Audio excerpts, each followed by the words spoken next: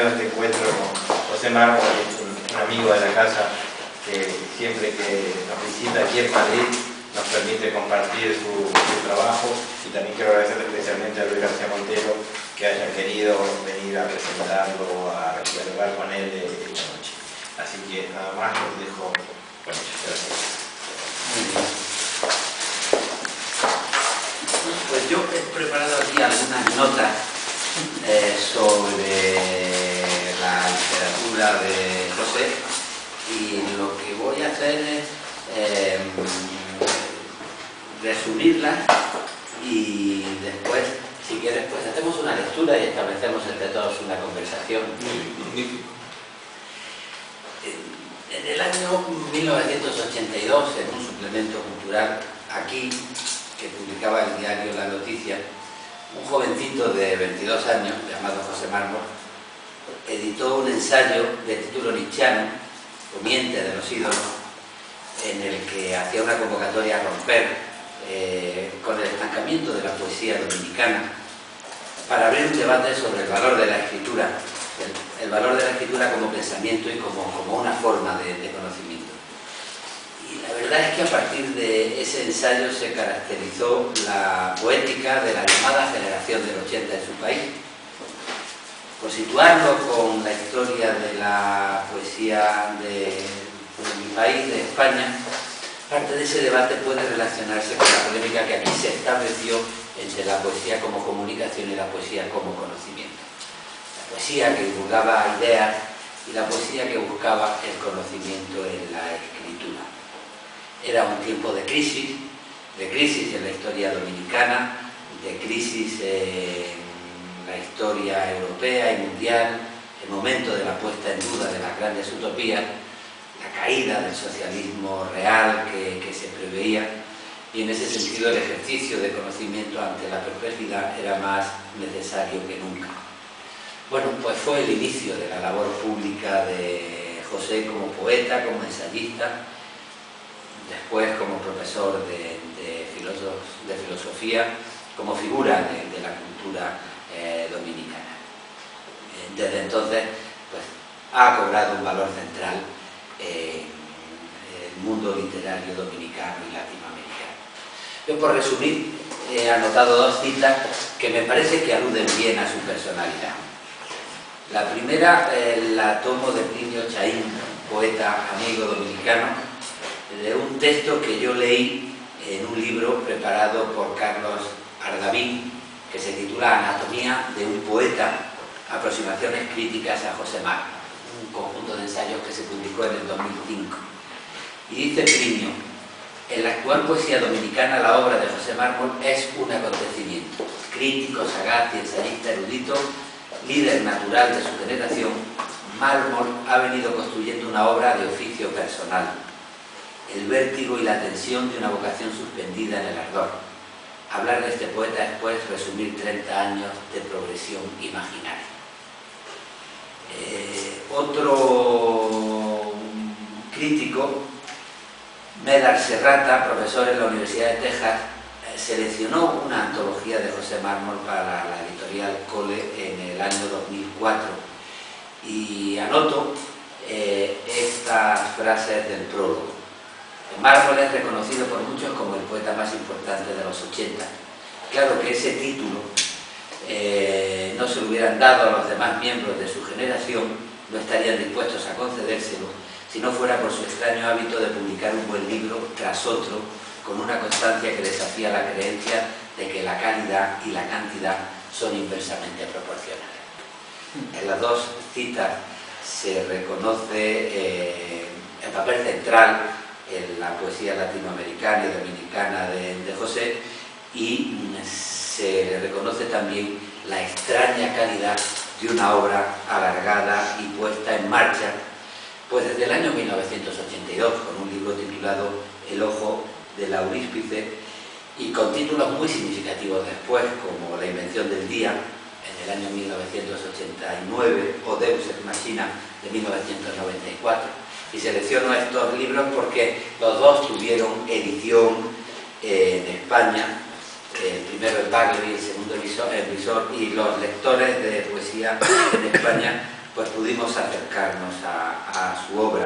Después también Barleby publicó un conjunto de ensayos sobre literatura bajo el título Cansancio del Trópico, y en Visor, junto a Basilio Belliard, otro amigo poeta, pues publicó una muy iluminadora antología, La poesía del siglo XX en la literatura dominicana, que desde el año 2011 se ha convertido en una referencia para conocer la poesía de su país. Bueno, pues en esa antología, a la hora de caracterizar la poesía dominicana, se recuerda un verso del poeta Franklin Mieser Burgos: desde toda esta demencia la luz es la culpable. Y la traigo aquí a colación para caracterizar brevemente la poesía de José en un mundo muy propio que llega, por ejemplo, hasta El lenguaje del mar, el libro con el que recibió el premio Casa de América de poesía aquí en Madrid en el año 2012 y que está publicado también en Visor. La poesía de José ha sido a veces caracterizada con la figura de Jana, porque une rostros distintos, mundos distintos. Y me gusta el verso de la luz, de toda esta demencia, la luz es la culpable, porque creo que nos pone en contacto con una poesía que al mismo tiempo es lucidez, inteligencia, pensamiento y es sensualidad. Fusión con la naturaleza, fusión corporal con la vida, y a las dos cosas alude el concepto de la luz. La luz es emoción y la luz es pensamiento. Los libros de José son una perpetua meditación sobre la escritura, una indagación en la escritura, una meditación sobre las relaciones entre la escritura y el mundo en el que se vive. Y su mundo a mí me recuerda a un ir y venir. Está siempre de un sitio para otro en búsqueda, lo cual significa tener una conciencia histórica muy clara, y una conciencia que, por lo que yo he leído en sus ensayos, tiene que ver con Nietzsche, y tiene que ver con Marx, y tiene que ver con las coyunturas de la realidad, que no están fundadas en valores estables, sino que están en movimiento, en cambio constante, en indagación. Y por eso su escritura es una escritura del cambio, del ir y venir, de la indagación. Cada libro distinto suyo busca vías nuevas de introspección y de conocimiento de la realidad.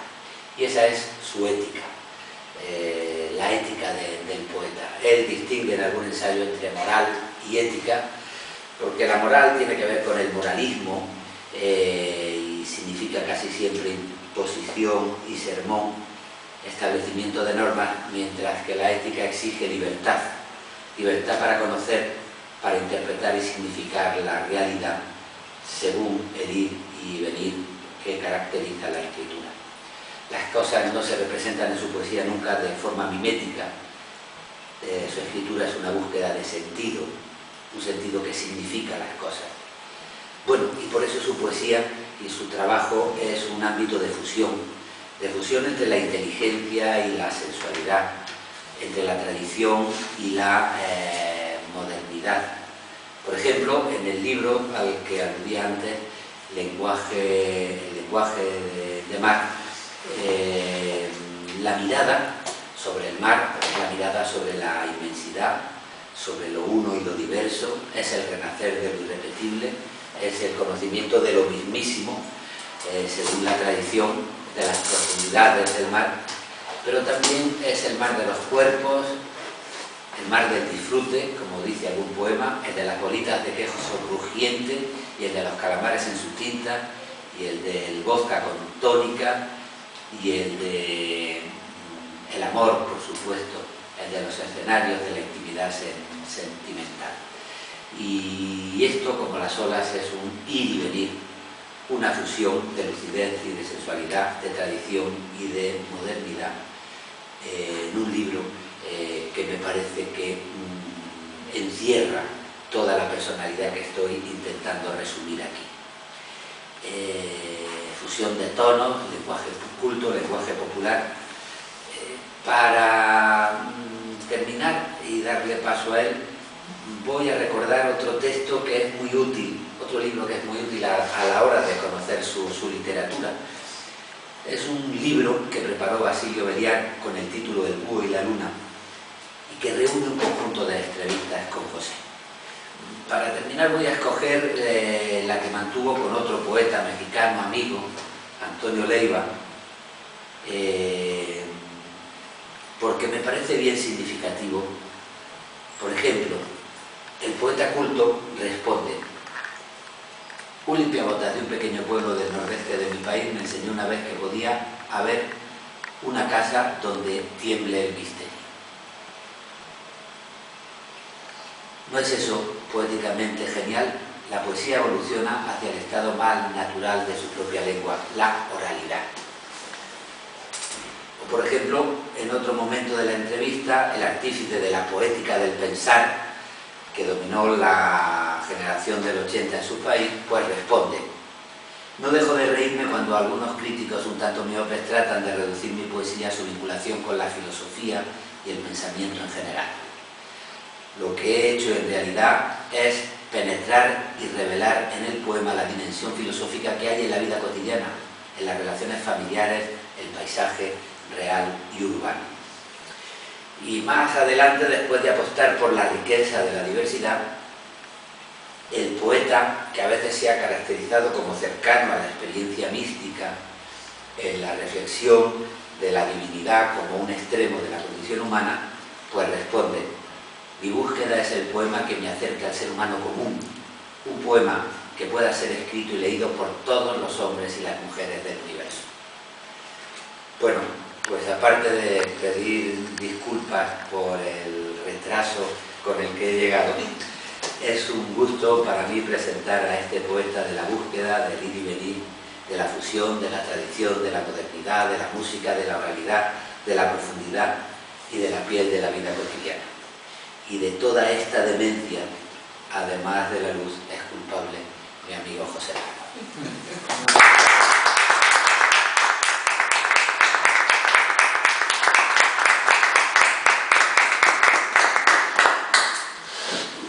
Gracias, Luis.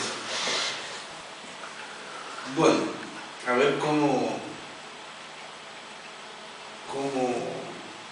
entonces respaldo un poco esas palabras de Luis, que no merezco, obviamente, pero que voy a tratar de leer algunos poemas que por lo menos justifiquen sus argumentos. Gracias, Luis, de verdad. Esa filosofía de la cotidianidad, ¿verdad?, que refería Luis, esto no es una mera expresión, realmente. Parece que desde muy niño yo fui muy observador, me colocaba en un ángulo y miraba el entorno y así capté, por ejemplo, un instante para mí maravilloso, interesante, que tiene mucho que ver con la vida de la familia y sobre todo con una etapa de las muchachas, ¿no? de las hembras, cuando nos separan entre varones y hembras, ¿no? Y recuerdo que una tía, que todavía está viva, la tía Consuelo, la tía por la vía paterna, se reunía con las muchachas, mis hermanas y las muchachas del barrio más cercanas, las más cercanas, y entonces ella les leía la taza, leer la taza, ¿no?, como si fuera un acto de quiromancia o de adivinación, ¿no? Y también recuerdo que cuando ya las muchachas habían crecido y algunas estaban embarazadas, cuando ella del campo donde vivía llegaba a mi casa en La Vega, entonces iban a visitarla y hacían algo con una cadena y entonces con eso pues ella adivinaba el sexo de esa criatura que estaba ahí, que no existían todavía las sonografías y por tanto ella se adelantaba a la época. Y escribí un poema un poco también remitiéndome a T.S. Eliot, ¿verdad?, y el tema de la Madame Sosostri. Entonces escribí la Madame Sosostri de los mármoles, ¿no? Dice: la tía Consuelo, de manos y rostro clarividentes, con manchas de café metía por las tardes en una taza breve todo el porvenir, ahora recuerdos, de sutiles bajiales quinceañeras. Amenazante aplauso del techo de zinc, bajo la inmensa lluvia que ahoga la provincia. ¿Ha pensado usted en certezas de prodigios? Coincidencias, ha dicho coincidencias. El cordón de oro como un mágico péndulo en las manos huesudas, presagiando el sexo de criaturas todavía sujetas a la carne y al rumor. La tía Consuelo, contacto de misterio y palabra de fuego, rodeada de jóvenes melenas y ojos en la intriga. Ha dicho usted azar inconmovible, ha imprecado los limpios espejos zodiacales. Yo lograba sin ser visto escucharlo casi todo, sin que fuera sospechado en el grosor de la madera. Jamás pude reír como ellas lo hacían, entre orgullos y pesares, porque había en esas tardes de aguacero continuo demasiada invención, demasiadas canciones y figuras bestiales, dromedarios, caballos y demonios.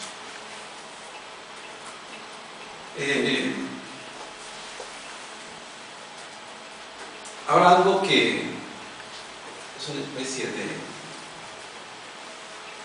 de carnada, ¿verdad?, para el tema de la poética del pensar y todo aquello, pues escribí un texto una vez que nada tiene que ver con reflexiones filosóficas, ¿verdad? A pesar de que, como ha afirmado Luis, por supuesto, la filosofía es un ámbito de interés para mí, ¿no? Y de alguna manera, como dijo Borges alguna vez, he explorado las posibilidades, dijo él, filosóficas de la literatura y las posibilidades literarias de la filosofía, ¿no? Y eso para mí ha sido también interesante. Pero escribí un texto que se titula Pensar. Dice: pensar en que fuera necesario no pensar ya es pensamiento. Piensas qué pensará el chofer cuando del guía cuelga y la noche le avanza por los nervios.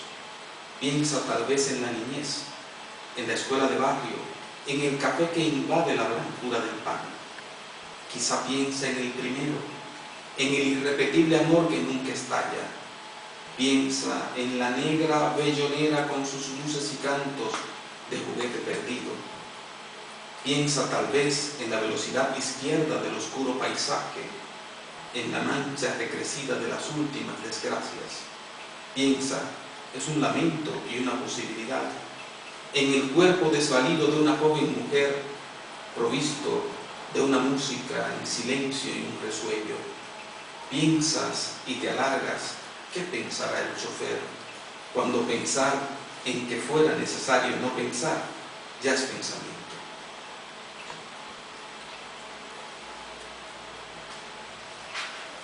Este poema breve, que se titula Esquicio del duelo, ¿no? Es como boceto del duelo. A propósito de Rufino Domingo, que está aquí, pintor, un boceto del vuelo, ¿no? Voy a dibujar un pájaro que es su mismo vuelo, y un vuelo que aún no tiene pájaro, vuelo que se crea con su pájaro, pájaro agotado en los tonos de su vuelo. No voy a dibujar un pájaro volando, sino al mismo vuelo dibujándose, y en mi turno de sentirme Dios, voy a crear un himno para el viento y la memoria. Y bueno, Luis ha hablado de la sensualidad, ¿no? Esa combinación, ese ir y venir, ¿no? Va a la filosofía, viene a la sensualidad, y yo creo que ese es, y en tributo a Lao Tse, el movimiento de la vida, ¿no? Así como discurre el Tao, discurre la vida, decía Lao Tse, ¿no? Y es ese ir y venir, ¿no?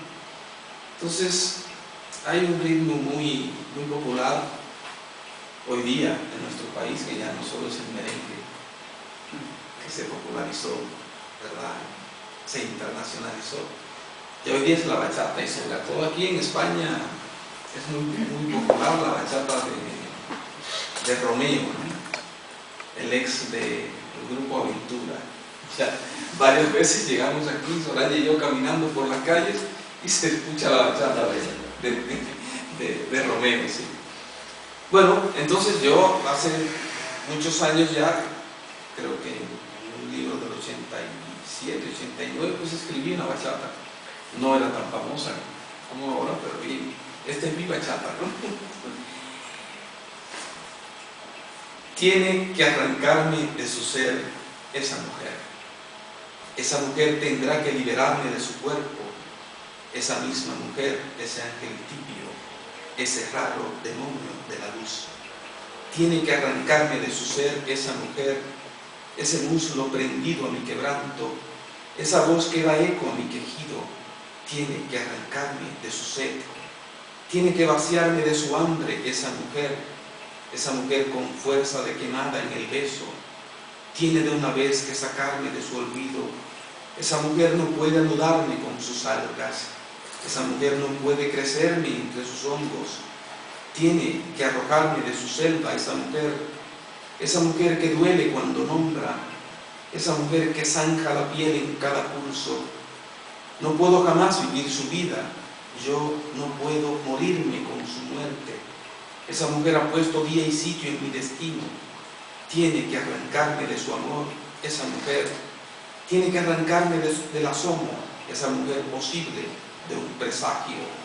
Tiene que arrancarme de su ser, esa mujer.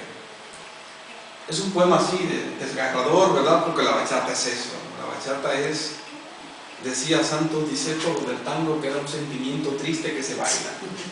Entonces la bachata es un sentimiento triste que se canta, ¿no? Además de que se baila, por supuesto.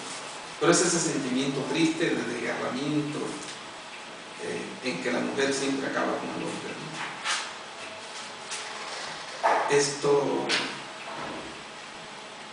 y siguiendo en esa línea de la sensualidad, a ver si consigo algo.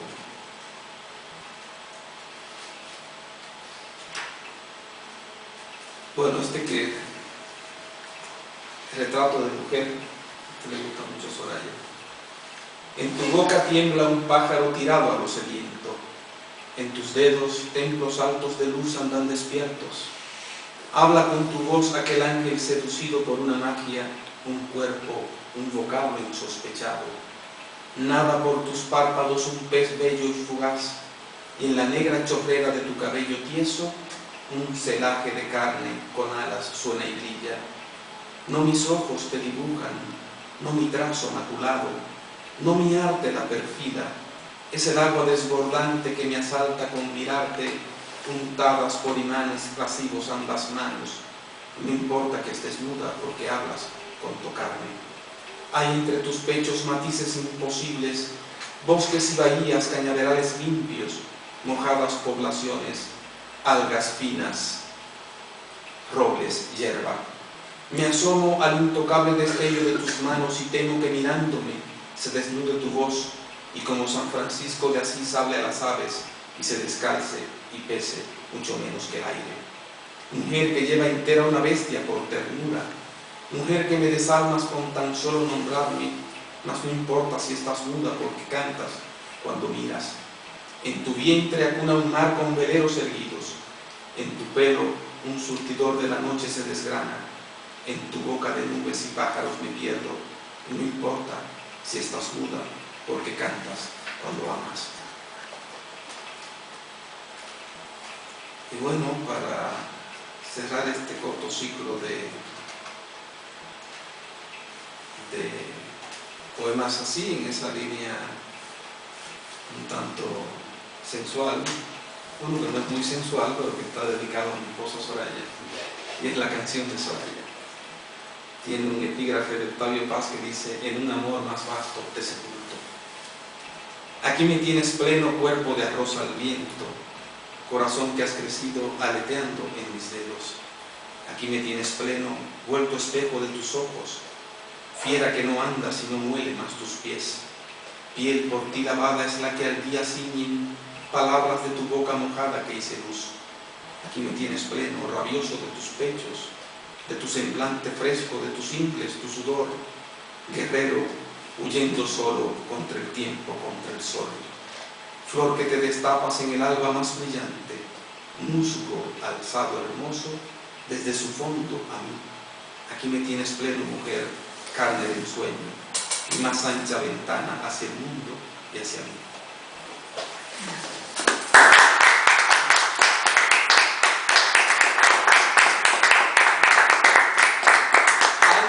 Antes ella se ruborizaba ya se acostumbró. Y sabes que Luis Rosales escribió un libro suyo maravilloso, Diario de una resurrección, con un amante que era la galerista Soledad Lorenzo, que vivió Luis una historia de amor tremenda, y la mujer de Luis, María, lo sabía, y cuando estaba en recital así, y en el público la gente le pedía que leyera un poema de Diario de una resurrección, la mujer en primera fila le decía de ninguna manera. O sea, imagínate el panorama, ¿no? Está muy bien, porque ahí lo normal es ruborizarse, pero ponerse en primera fila decir de ninguna manera. No lo voy a contar yo. Bueno, pues el poema que da título al libro, que es El lenguaje del mar, que ya citaba Luis algunas líneas, ¿no? Que dice: el mismísimo, eso sí, el inmenso, irrepetible, el mar alzado en vuelo, lentitud del lastimado, alas que no pueden los azules levantar, un pájaro ese, cautivo tal vez, me lo pregunto, en su líquida y revuelta enredadera de sal, amarrado puede ser a la estela del aire y los pasos de sol, en la suave traslación reposada del disfrute, el mismísimo, el adorado en yodo, con la luna colgada en la quilla de tu rostro, el que riega las arenas para el toque de tus pies, el mar tuyo, el mar nuestro, el de los acantilados feroces y las playas de luz, el de las bolitas de queso crujiente, calamares en su tinta, vodka tónica con chapas de limón. El mar, eso sí, el de tu mirada de ámbar en la tarde de ayer, el de la voz que dijo: mi niña, no te vayas a mover del horizonte, quieta, ahí nomás.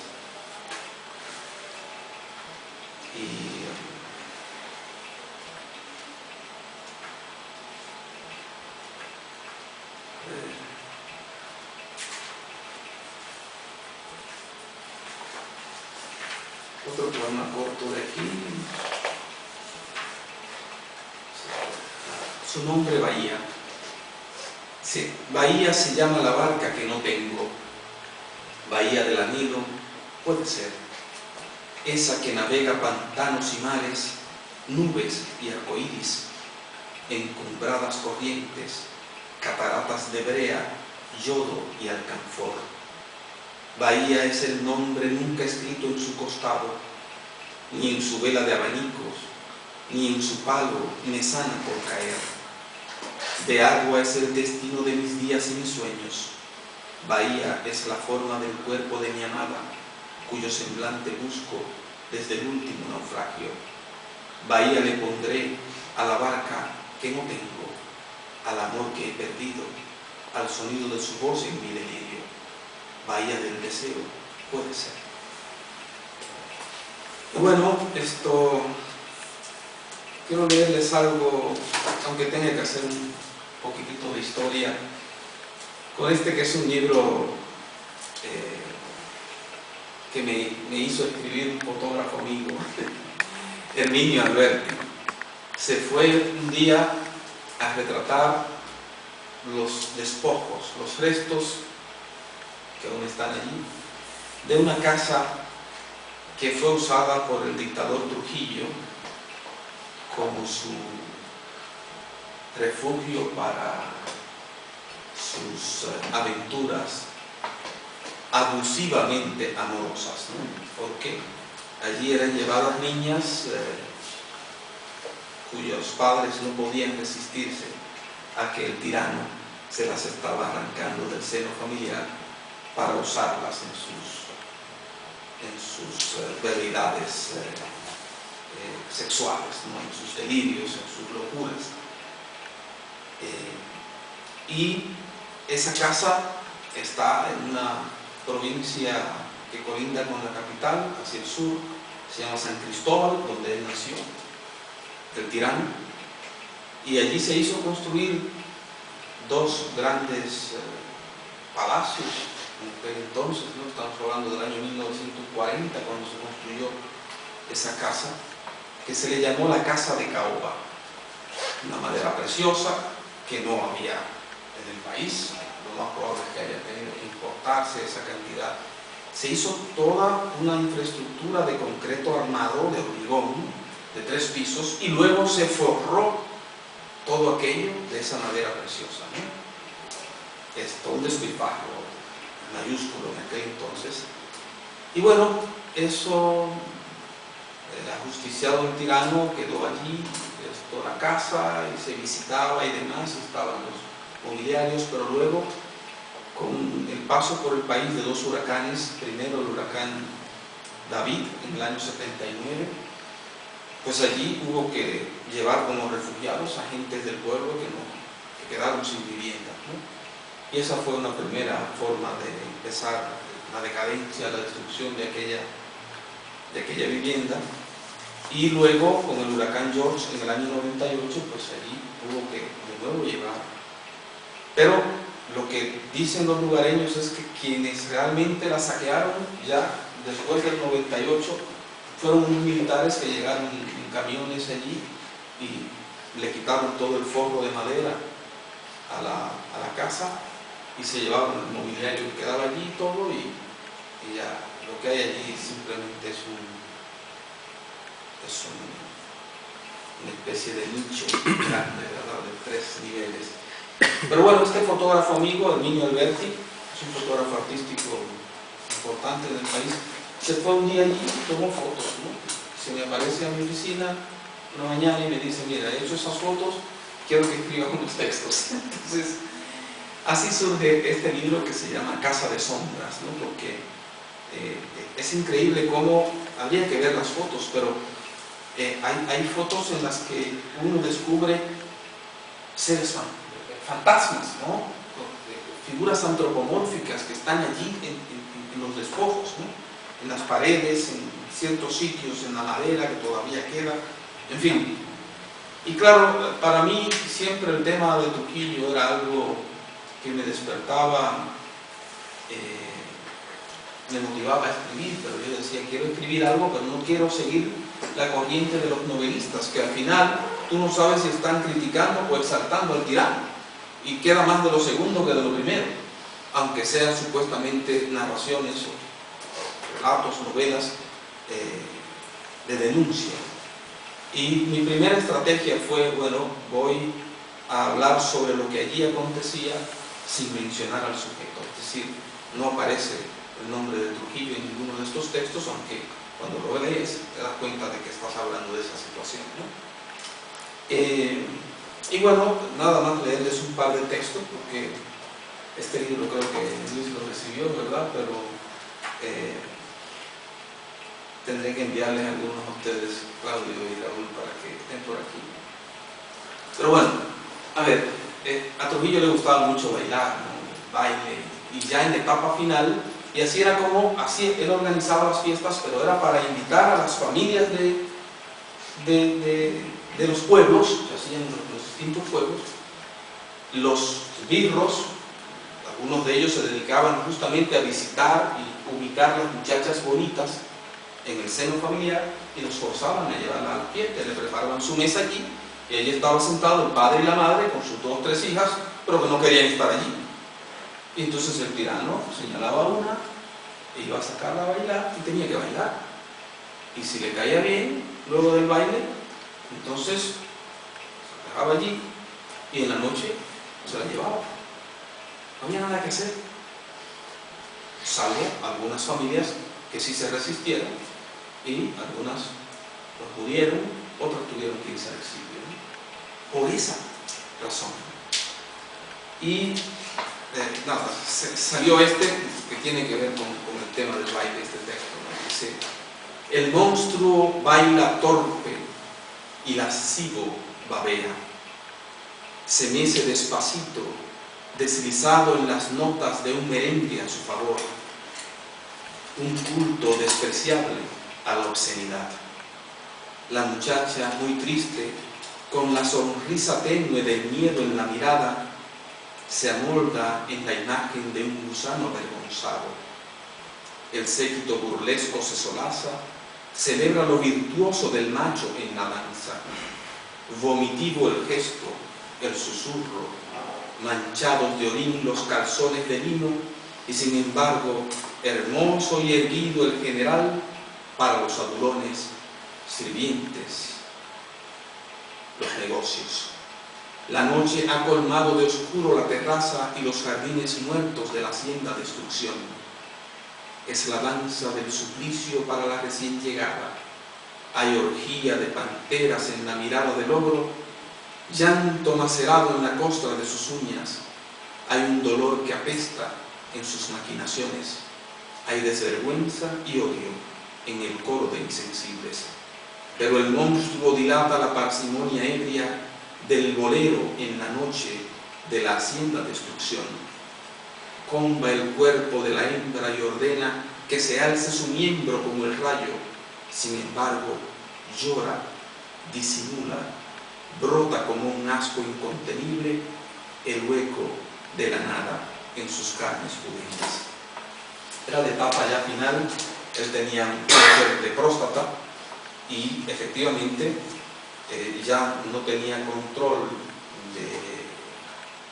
de la orina. Entonces, bailando, en más de una ocasión se debió ensuciar, mojar el pantalón, ¿no? Entonces yo lo que trato de reconstruir esas escenas que para muchos eran, bueno, demostraciones de machismo de aquel hombre, ¿verdad? Y sin embargo, fue una época terrible para la sociedad dominicana. A ver.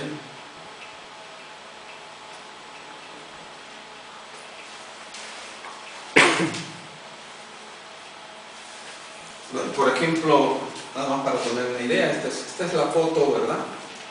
De una ventana de la casa como está hoy día, ¿no? Está todo destruido, pero ahora que no existe, ella es la contemplada. Tanto extraño y callado movimiento vio pasar, forcejeos y murmullos bajo el manto de la noche, tanto amargo sollozo, tanto sueño lastimado. Ahora que no existe, ella es la contemplada, la envejecida y sola, lentamente engullida por la sed del comején. A su lado brota la vida como un hongo. La dicha te perdona, te salvó de los ciclones. Eres un milagro contemplado sin amor. Y así hay todo un conjunto de textos que reconstruyen esa época. Más bien una reconstrucción de carácter psicológico, ¿no? No quería yo meterme en el tema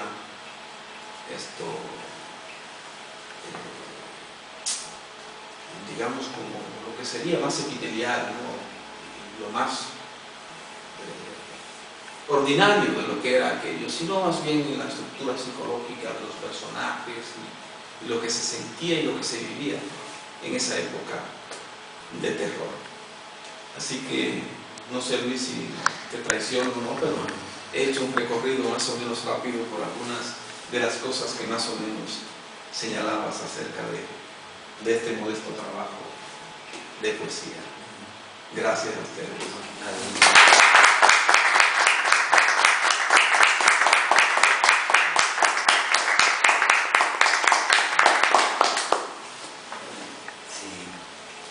Si alguien quiere preguntar algo. Sí, claro. Mira, voy a preguntar.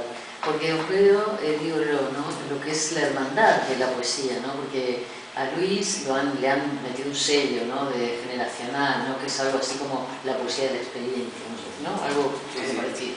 Y a mí me da que tú estás como en la otra cara de la misma moneda, ¿no? En un país tan hermano por la lengua como es República Dominicana, ¿no? Digo, si vosotros os sentís hermanados en esto, no solo ya por la lengua, sino por el interés, digamos, de haber tratado determinada temática en cada una de vuestras poesías, ¿no? ¿Sabes lo que pasa? Que la poesía suele dar los mejores amigos de la hermandad y también los peores enemigos. Sí, sí. Es feroz, no te perdonan el más modesto éxito de nada, mucha gente. Yo creo que los poetas cuando escribimos intentamos, claro, definir nuestro propio mundo, que tiene que ver con las elecciones de algunas tradiciones, de algunos recursos. Y muchas veces ese mundo es un mundo mixto, mezclado, mezclando tradiciones distintas. Pero al escribir hacemos nuestro propio mundo, pero al leer es muy pobre el poeta que solo disfruta con lo que se parece a lo que le escribe. Y la verdad es que la poesía tiene una diversidad y una capacidad de riqueza que es lo que te engancha y lo que te entusiasma. Y me parece muy torpe y muy pobre aquel poeta al que solo le gusta aquello que se parece mucho a una escuela determinada, ahora más realista, ahora más culturalista, ahora más vanguardista, ahora más tradicional.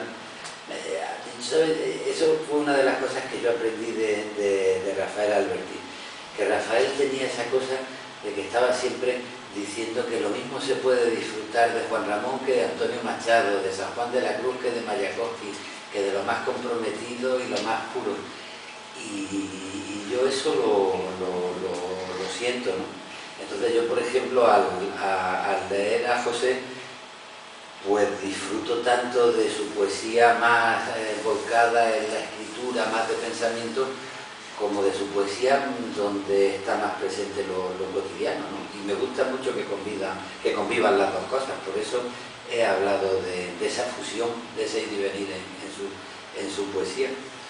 Pero claro, yo creo que la hermandad en la poesía y el gusto por la creación de los demás, a mí me parece que la verdadera temperatura de la poesía es la admiración. Cuando uno se convierte en un cascarrabia, donde abre un libro para ver si no le gusta lo que escribe el otro, está perdido. Exacto. Eso está perdido. Uno se dedica a escribir porque fue lector y porque admiró a los demás. Hay una presentación muy divertida de Federico García Lorca a Luis Cernuda en el año 36, cuando apareció La realidad y el deseo. Cernuda, que era uno de los grandes, era también un quisquilloso. Es de los ejemplos claros, donde hay gente muy grande que puede tener mezquindad desde pequeño. Y estaba siempre metiéndose con todos los de la generación, con uno, con otro, ¿verdad? Y García Lorca al presentarlo aprovechó la ocasión para decir: he intentado que no me guste el libro. Lo he abierto cuando tenía hambre, cuando me dolía la cabeza, cuando tenía sueño, cuando había tenido un problema amoroso, haciendo todo lo posible porque no me gustara. Pero me ha gustado. Y se pasa mucho mejor cuando las cosas gustan que cuando no gustan. O sea, ese texto de Cernuda, a mí, de Lorca, me parece estupendo. Yo estoy contentísimo y me siento hermano de poder leer con ojos de admiración lo que hace José en la tradición dominicana, claro que sí. Ya, bueno, en mi caso, con relación a Luis, por supuesto, vivo aquella expresión de Octavio Paz: la poesía es un acto de comunión. Es decir, hay esa comunión de sensibilidad, de apreciación, de fruición por la palabra, ¿verdad? Que es nuestro oficio realmente, es lo que nos ocupa. Y esa capacidad de Luis de hacer del poema eso a lo que todo poeta aspira siempre, un pequeño mundo, ¿no? Es decir, hay un universo en cada uno de sus trabajos y para mí eso, cuando leo su poesía, pues estoy viendo plasmarse una concepción que para mí es la más lograda realmente de lo que es el fenómeno poético, ¿no? No es porque sea mía o sea de él, es que es a eso que se aspira, ¿no? Y claro, cuando lo leo, ¿verdad? Entonces me doy cuenta de que aquello que bien señalabas, aquel encasillamiento, cada vez está, ¿verdad?, más en el momento en que fue, porque fue un momento de ruptura también el que Luis planteó, es decir, pero cuando se plantean estos argumentos, como él citaba en mi caso, y como todos ustedes conocen el suyo, lo que estamos señalando es un punto de ruptura, es el acento de diferenciación, pero no quiere decir que toda la vida nos vamos a quedar ahí. Luis ha evolucionado, y a eso es a lo que aspiramos, es decir, a que cada uno de nuestros libros pues exprese una nueva emoción, una concepción de la poesía que, sin abandonar nuestros principios y nuestros preceptos y consideraciones básicas acerca de lo que es el hecho poético, pero que evolucione, porque ¿qué hacemos con quedarnos como dando vuelta en una noria? No tiene sentido, ¿no? Así que por eso también un poco me refería yo de manera casi sarcástica, que no llegara a ello, al tema de ese que refería Luis, es decir, la poesía filosófica, ¿no? Yo recuerdo de un crítico muy querido por nosotros y muy respetado, y es el presidente de la Academia Dominicana de la Lengua, Bruno Rosario Candelier, escribió una vez diciendo, bueno, el problema de la poesía de José Mármol es que es una poesía filosófica. Entonces después algunos amigos le dijeron, bueno, qué interesante que la filosofía sea tan diversa, ¿no? Es decir, es que además se reducía lo filosófico a referencias librescas, ¿no? O experiencias con algún pensador en particular, que me encanta, me gusta jugar con eso, porque insisto, es que hay poesía en la filosofía, ¿por qué no? Si la mejor definición del poema para mí, o una de las tantas hermosas que descubrimos cada vez, es aquella que dio precisamente Borges, basándose en la teoría del conocimiento de Platón: ver con asombro donde los demás ven con costumbre.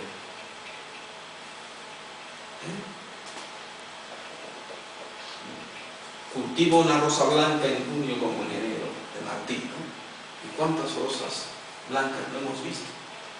Pero esa, de Martí, como la del Principito, son rosas vistas con asombro.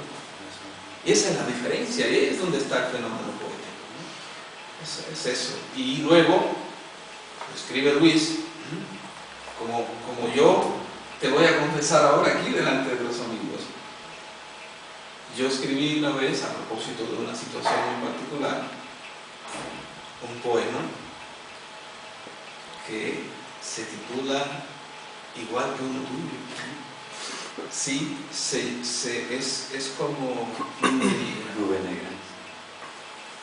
Yo lo escribí, y yo después, escribiendo un trabajo sobre Luis, entonces me encuentro con ese, digo, oye, qué coincidencia, o sea, ¿quién pensará que esto ha sido una cosa absolutamente fortuita? Pero además, lo interesante no es la coincidencia en los títulos, te lo voy a enviar, todavía no lo publiqué, está inédito.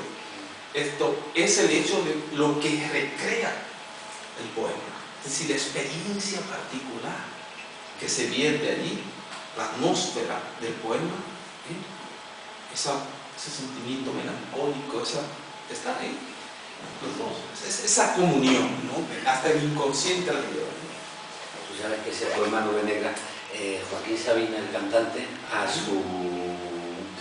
cuando tuvo un ictus, un problema, y tuvo que retirarse del hospicio, dejó la cocaína, dejó de fumar, a que ahora fuma, y entró en una depresión tremenda, que le llamaba él la nube negra. Decía, que estoy con la nube, ya no voy a volver a cantar porque estoy con la nube negra. Y un día hice yo un poema para decir, porque tendría que escribir un poema con la nube negra, no puedo, y un día le hice yo un poema, digo, mira, he escrito yo el poema de la nube negra, a ver si te destaponas, le pones música y vuelve a cantar. Y así fue, él le puso música, lo grabó y desde entonces ya hizo el disco que después se llama Alivio de luto. O sea que en realidad el origen de mi nube negra era la obsesión de Joaquín, que le llamaba nube negra al mono que tenía de no tomar cocaína. Fíjate, escribes, digamos, en términos de Pessoa, haciendo tuyo el sentimiento de otro. Claro, ¿eh? claro. Y yo escribí ese texto no por una experiencia mía tampoco, fue por una experiencia de un proceso de tristeza de nuestro hijo mayor. Miren, hay otra coincidencia, ¿eh? Es decir, los dos nos sensibilizamos por alguien, ¿eh? Y nos hacemos dueños de su dolor y lo plasmamos en el poema. Y la poesía sirve para algo. Tu hijo mayor está felizmente casado. Así es. Y Joaquín está cantando, ¿no? Está cantando de Buenos Aires. Así que es eso, ¿no? Es lo interesante del fenómeno de la poesía. Bueno, muchas gracias. Gracias. Gracias. Bueno, gracias.